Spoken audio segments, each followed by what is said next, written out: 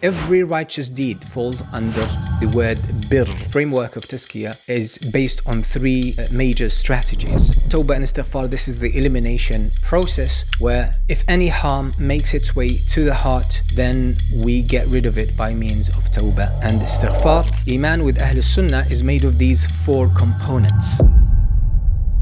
Tazkiyah, the framework of Tazkiyah, is based on three major strategies, right?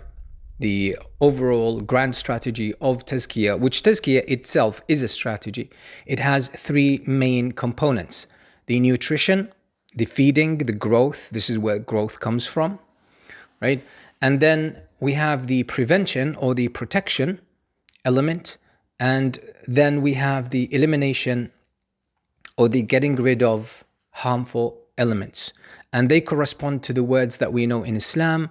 Nutrition and feeding is actually doing good, is engaging with what is good. And every righteous deed falls under the word bir, okay? Bir is to proactively engage with what is good or do what is good. So all good actions, all righteous actions, whether actions of the heart or actions of the tongue, like speech, and actions of the limb, practical things, they are all part of bir. That's the most specific meaning of bir. And then taqwa is the protection. Protect yourself from evil actions and evil engagements. That's taqwa. And obviously we have tawbah and istighfar. This is the elimination process where if any harm makes its way to the heart, then we get rid of it by means of tawbah and istighfar. We also said that we are going to use the framework of Iman in order to plan our progress. How are we going to work on Tazkiyah? How are we going to grow our Iman? How are we going to optimize our hearts, which is Tazkiyah? We will follow the framework of Iman. We said Iman with Ahl Sunnah is made of these four components, four main components. The speech of the heart, which is the belief, which you accept to be true. And then we have the actions of the heart, and that's the positive, appropriate response from the heart or by the heart to that truth which is already accepted. Okay, that's what's in the heart, these two components, the speech of the heart, the actions of the heart. And this really maps out human behavior in general. So instead of following some Western paradigm, no, we have the Islamic paradigm. It's there, it's in the Qur'an, it's in the words of the Prophet and the example of the Prophet ﷺ, and Muslim scholars have elaborated on this. So it's a very practical one. There's no reason to abandon it and go for another model.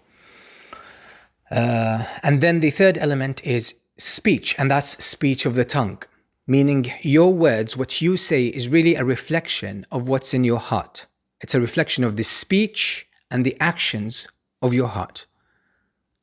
And then your external actions are also a reflection and an external manifestation of what's in your heart. This summarizes all of human behavior and the stages that it goes through. All right? And just to give you, for those I know, most people now have a good level of sort of like familiarity with psychological concepts. You will find that actually psychological concepts really run parallel to this assumption. So for them, speech of the heart, they will say that these are your beliefs, right? This is why they say change your beliefs and then you change your life. So that's what they're talking about, the true things that you accept as true, right?